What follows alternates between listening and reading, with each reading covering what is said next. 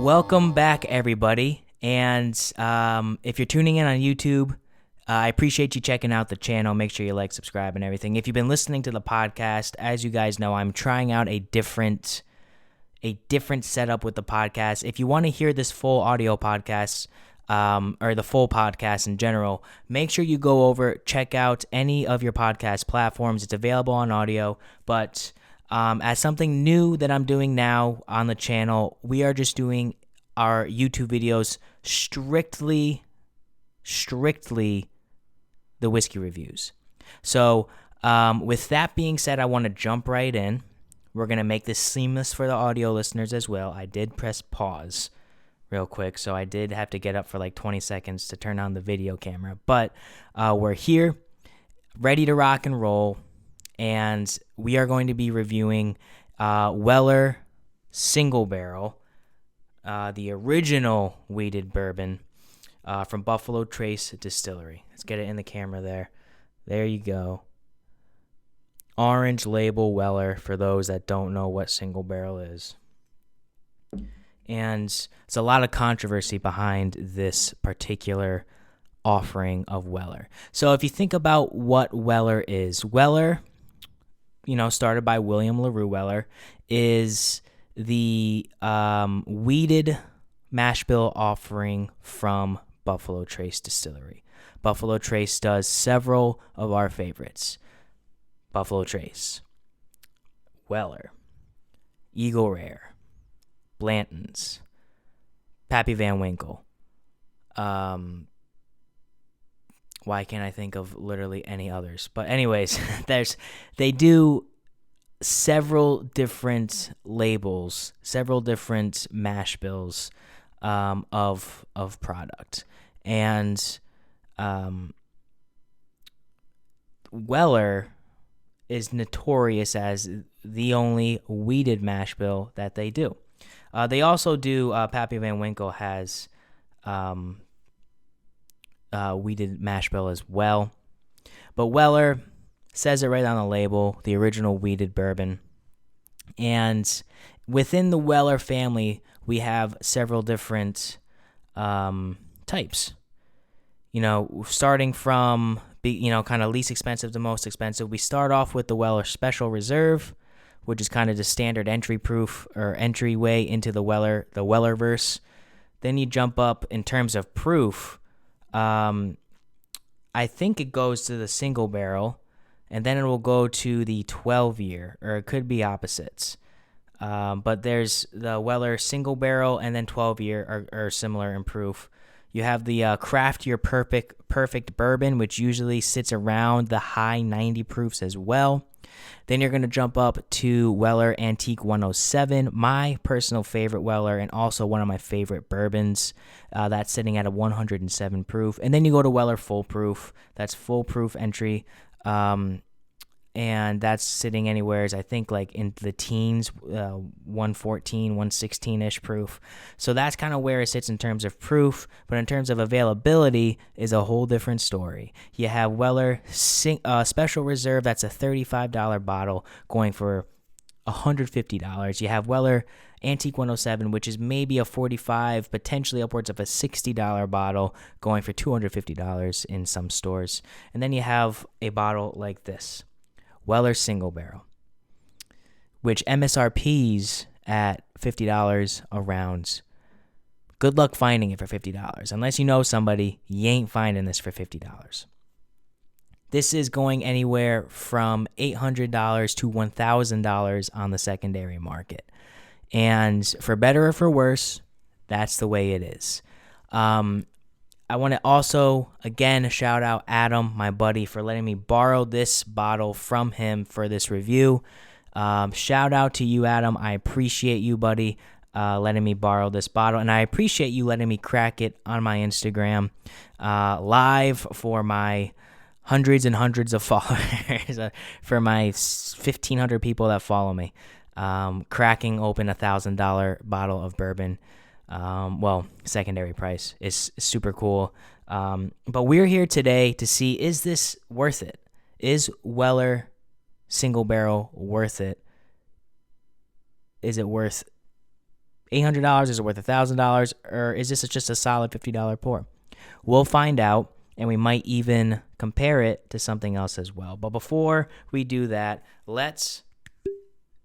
terrible cork pop. Let's get a little bit into the glass here.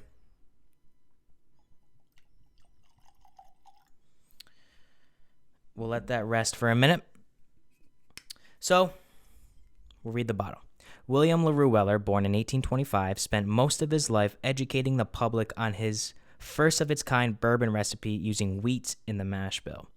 Weller's gentle, mild, and smooth sipping experience changed whiskey as we know it. Hand-picked and bottled, one exceptional barrel at a time, this special release is bourbon to be savored, delivering nuanced variations from the aging process. For the refined bourbon palate, no two barrels are quite the same. Expect distinct, full-bodied flavor in the celebrated tradition of Weller's wheated bourbon. So, there's a lot of controversy with Weller Single Barrel, and that is, why does it even exist? There are single barrel varietals of both Weller Antique 107 and Weller Full Proof available, not readily available, but they're definitely doing single barrel picks. Fairly common with Weller Full Proof, less common with Weller 107.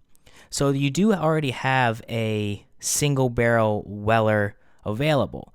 And Weller, although not non-age stated, is typically around 6 to 7 years old, except for the 12-year age stated Weller.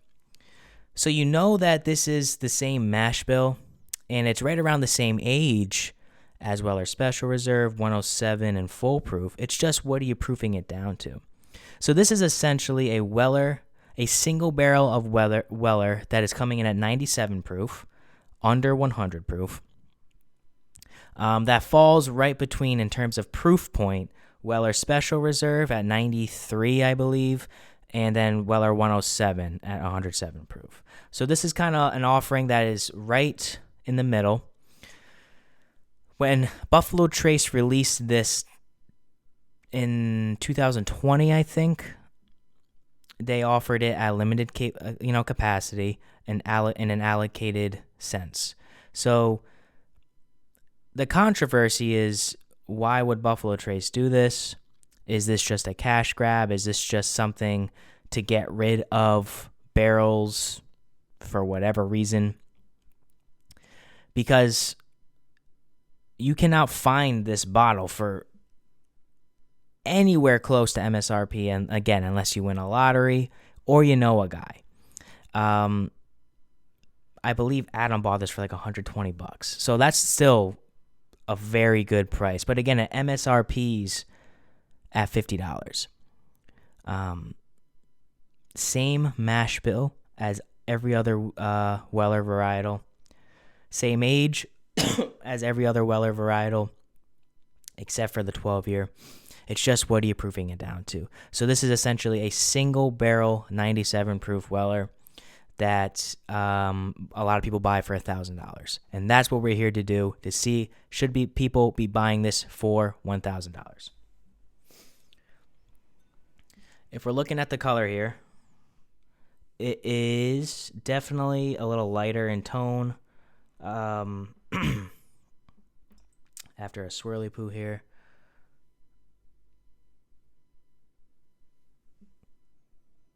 If we go to the nose,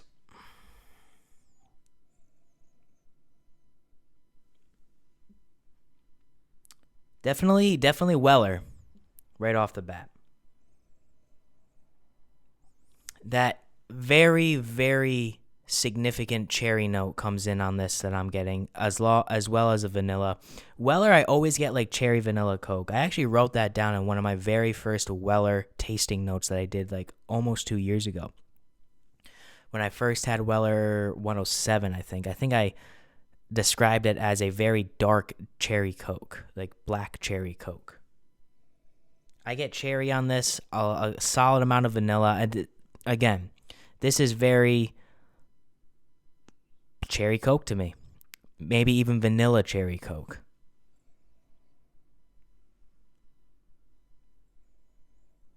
I get a little bit of a citrusy type of bright and very ripe, kind of maybe like a lemon. It's zesty almost. So I'm going to say like a lemon. There's a little bit of a baking spice in there as well.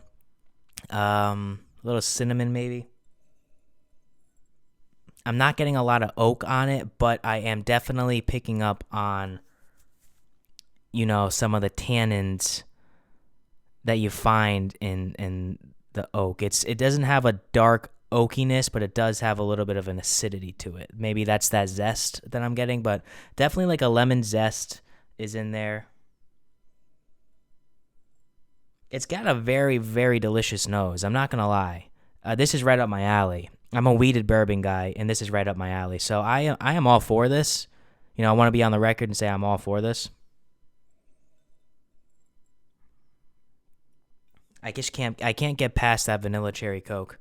It really does smell like that quite a bit. Again, 97 proof. This is coming in at. There's no age statement. They say 6 to 7 years old. There's nowhere that I can find that proves that, but that's what everybody says.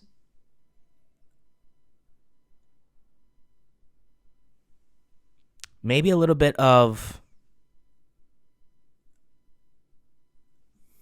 a little bit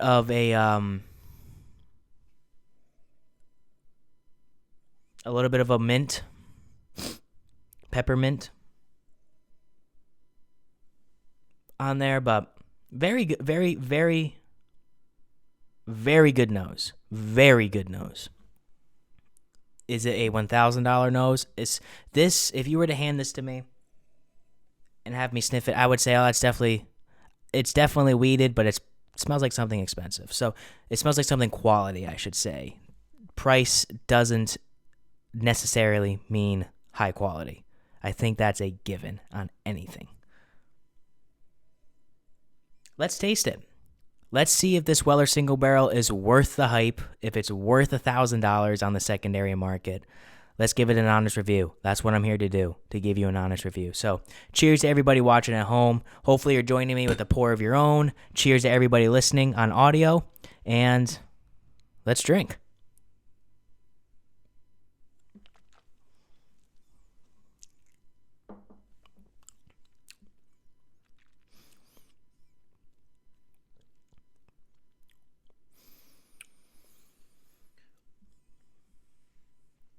That cherry Coke note is even more prevalent on the palate, let me tell you.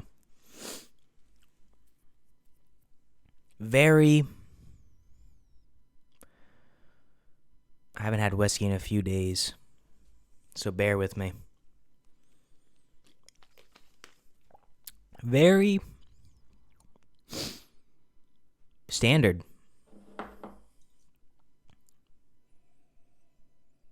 Very similar to the nose, though. That's always a good thing for me. I like when the palate reflects the nose. I just think that it should be.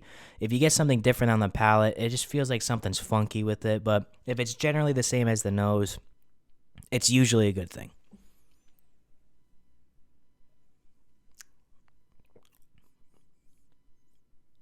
A little bit more of like a burnt brown sugar creme brulee type of feel on this. A little bit more of a darker sweetness, like a little bit of like a fluff, like a marshmallow. That cherry is still prevalent. That cherry Coke, vanilla cherry Coke is still on there, but a little bit of a darker brown sugar type of vibe on there as well. Creme brulee is what I get, like the top of it when it's burnt. I think that's a really good note to throw out there for weeded bourbon. I always get creme brulee and weeded bourbon. I'm trying to see if there's anything like real earthy I can pick up.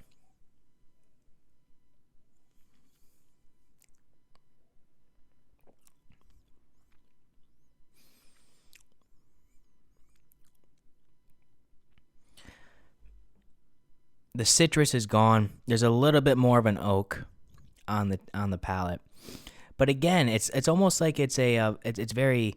That you can really taste the tannins from the wood, that kind of like sourness to it.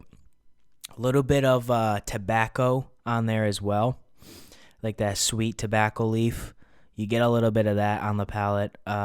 What's really kind of disappointing me in with this is that the finish is just kind of there. It's nothing pronounced. It's nothing robust. And at 97 proof, it's hard to do that as well. So I'm not saying that that's a bad thing, but I'm saying that it's definitely a thing. Now, I don't do this often on the podcast. I don't do this often on YouTube, but I do want to compare this to one of my favorite pours that we've also done on the podcast here, Weller 107. I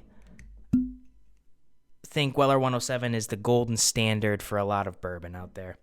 It's wheated, which is one of my favorites. It is delicious. It's 107 proof, which I think is just about as perfect of a proof as you can get a bourbon. It's 6 to 7 years old. I'm actually gonna put this back. 6 to 7 years old. It's a perfect age, really. I think that, well, maybe 10 years is probably the perfect age, but 6 to 7 is still not bad. It's better than 4 to 5. And I want to see if this bottle that I bought for $45 is better than this bottle that goes for $1,000. So if we're looking at the color here, very similar in color. I mean, the 107 is a little bit darker. I'm not good at telling color. They all kind of look the same to me. But I do want to compare. And you right off the bat, I love the nose of 107. The nose of 107 is oak it's like everything that the single barrel has, but with that much more pronounced of an oak. A little bit more of like an earthy, like a grain on the 107 as well. And again, I've reviewed the 107. I forgot what I gave it. Probably gave it a great score.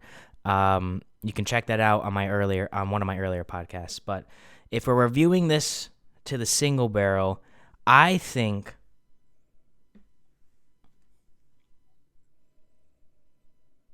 the single barrel is definitely sweeter. Let's put it that way. The 107 has way more of a pronounced alcohol feel, of an oak feel to it, that those darker notes. Single barrel is kind of more desserty, lighter, friendlier, sweeter. Doesn't necessarily mean it's better, but the single barrel nose, again, the single barrel nose is fantastic.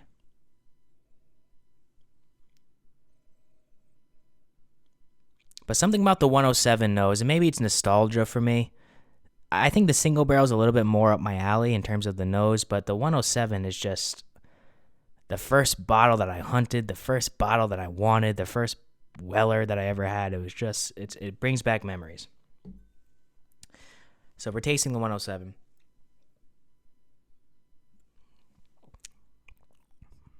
Oh, man. The 107 is just single barrel on steroids, essentially. It's got all the sweetness, especially on the palate, all the sweetness, all the good stuff just upped in proof.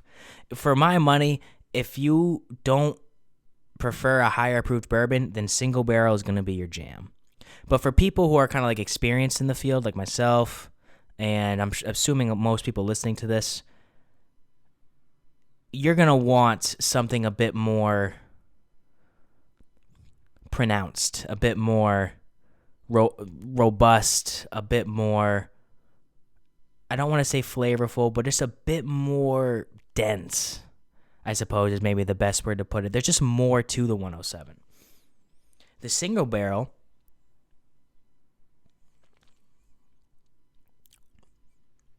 is nice and light and inviting. Creme brulee, marshmallows, la la land, all that noise. But when you come to the 107, it's almost like I feel like this is what a cowboy would drink, and this is what like a businessman would drink.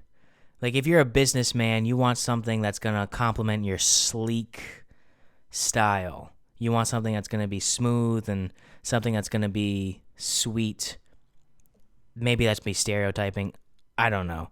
but I feel like a cowboy, someone on Yellowstone, is reaching for the 107. There's just that more of like that earthy manliness to it.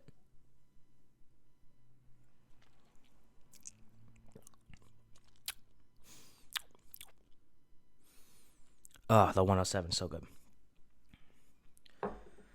They both have the same base tasting notes, but the 107 packs more of a punch. Now, the reason I'm comparing these two is because they're the same brand, the same family.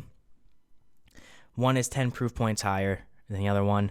One is $800 more expensive than the other one. With that being said, and I don't like to compare live on the podcast a lot, but I felt like I had to. The Weller Single Barrel is a great bourbon. Some might even say it's a fantastic bourbon. But where it lacks, 107 emphasizes, which is why I can't give Weller Single Barrel a high score. If it was even as available as 107 or Special Reserve, and it was priced appropriately, then I can say something about that. But the fact that this single barrel is such a unicorn, and it was made purposely to be a unicorn, not only does it rub me the wrong way, but it's just, this can't garner my respect. It is not good enough to be in $1,000 bottle. It's not good enough to be $800. It's not good enough to be $500. It's not good enough to be $300. It's not good enough to be $200. It's a very, very good bourbon, but it's not $1,000. Please do not pay $1,000 for this bottle. Weller 107 is everything single barrel is, 10 proof points higher, and it'll put hair on your chest like Rip from Yellowstone. I'm taking 107 every day and twice on Sunday over single barrel. If we're talking about single barrel alone, it's a great pour, a fantastic nose, a good palate, a lackluster finish, great flavors, weeded bourbon, all right proof point. I would probably give it a low score because it is so high priced. I'm going to give it like an 8.2. If this was more moderately priced, I promise it would be way higher than that. But I just can't give this a score based on not only what it goes for in the secondary, but the principle, I believe, as to why it was released. There is no need for this Weller Single Barrel. That's just the truth of it. There's no need to have this, but we have it, so we're going to drink it. 8.2 is my final score for Weller Single Barrel. And that is going to wrap up the podcast today. We're 48 minutes in. Thank you for everybody tuning into the show. I really appreciate you checking out my whiskey reviews and the podcast in general. Again, if you want the full-length podcast, please check out Who Gives a Dram on Instagram. Click the link in my bio. It'll take you to everywhere my podcast is displayed. I'm on Apple Podcasts, Spotify, every single podcast platform. You can find the full audio length version of this podcast. For those that are watching this review on YouTube, thank you. Make sure you subscribe, hit the bell notification, comment and like on the video, engage with the video, share the video, help me grow my channel. It means the world to me. Thank you. If you want to get some of this Who Gives a Dram merch, again, check out the link in my Instagram bio. You can buy my merch there. That's another way you can directly support the show. Check out The Grapevine Media, www.thegrapevinemedia.com.